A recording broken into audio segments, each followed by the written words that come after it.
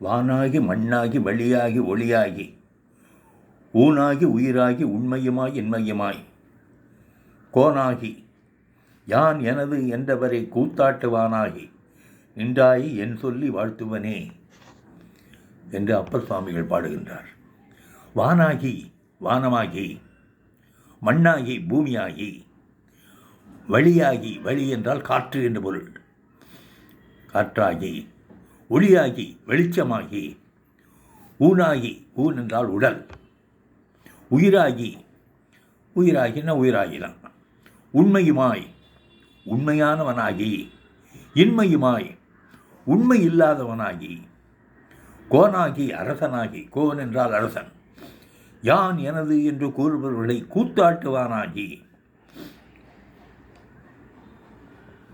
உயிர்களை எல்லாம் ஆட்டுவிப்பவன் அவன், கூத்தன் நடனமாடுபவன், நின்றாயே